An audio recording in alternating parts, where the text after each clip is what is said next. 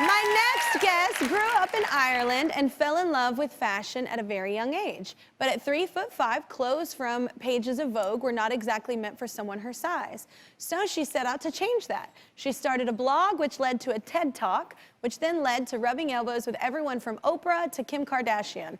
Her message is simple: the world should be designed for everyone. Activist, author, educator, and podcast host Sinéad Burke, y'all. So you look cute and all those little lips and lipstick. I like that outfit. So your family played a pretty big part in your activism, correct? Yeah. Well, firstly, this is Prada.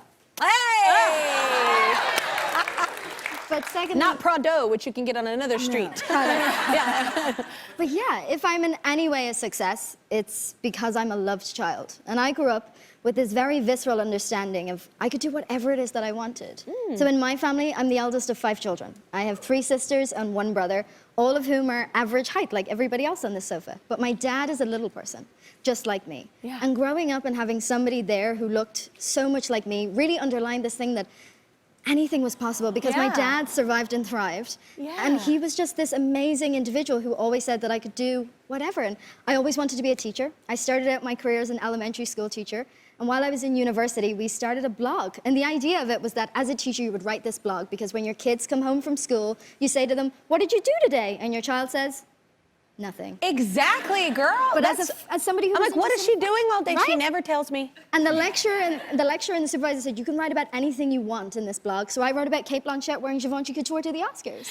Because I had always this innate interest in fashion, because as somebody who was a disabled woman, if I sit across from you in a Prada silk dress that's from a recent collection, you're like, "Oh, she's interesting."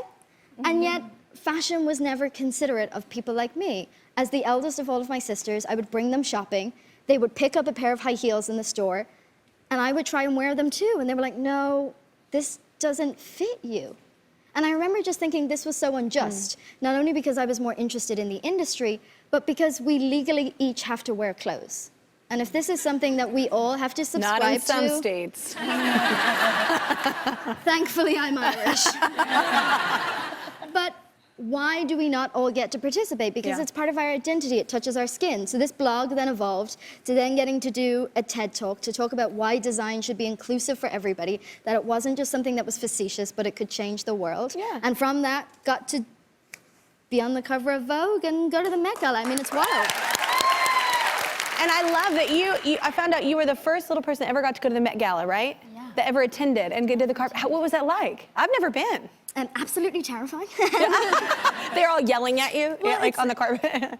It's so nerve-wracking. But it was this extraordinary thing where nobody had ever been there who looked like me before. And if you can't see it, you can't be it. And for me, you know, you walk up 23 steps. It was talking about Anna Wintour, who's the editor-in-chief of American Vogue, talking to her about accessibility at the Met Gala. What does it look like when we take an institution like the Met and make it open to everyone? So the Met Gala is an event that happens once a year. It's a fundraiser for the fashion department in the museum. And it is anybody who we think we should be listening to in the world, in many ways, are probably invited. And the tickets are ludicrously expensive. I went with a brand like Gucci, and Anna Wintour ticks off everybody who gets to go.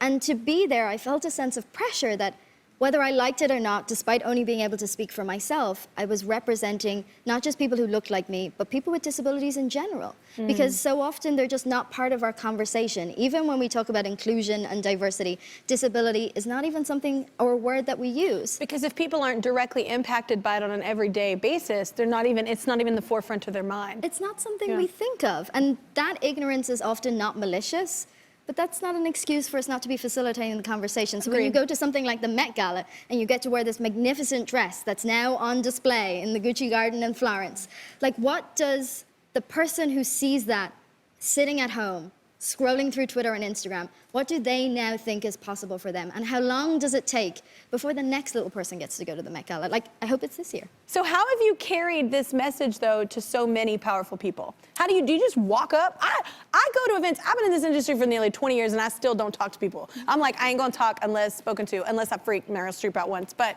yeah. But I'm just saying that's bold, just to walk up to people. I live in a body where people are unsure so often how to interact with me. And that discomfort can sometimes bring about an apathy and a conversation doesn't occur. So since I've been very, very young, I've had to step into it and be proud of the body that I live in. And yeah, I've walked up to Anna Wintour or the people I admire most, and I'm like, hi, I'm Sinead. I think your work is incredible. I think we should have a conversation, and I think we should talk about design more broadly. And in many ways, that's probably what allows me to do something like be a podcast host. I have a show called As Me with Sinead, and I ask 4 questions to every single guest, including Jamie Lee Curtis, Victoria Beckham, Dan Levy. And one of the questions I ask is, what's it like to live in your body? Because my experience is so explicit. Well, most of the time. I forget that I'm a little person until I can't reach something or I'm reminded. And I think that's all of us. And what's the potential when we realize that so many of our challenges are not in isolation? Like, we all struggle. We all feel alone. We all feel like we can't do things or are not represented. And what happens when we realize that so does Kelly Clarkson? Yeah, so does Paul Wesley. So does Lily Singh. You're like, oh, if they can do it, like, why not me? I love you.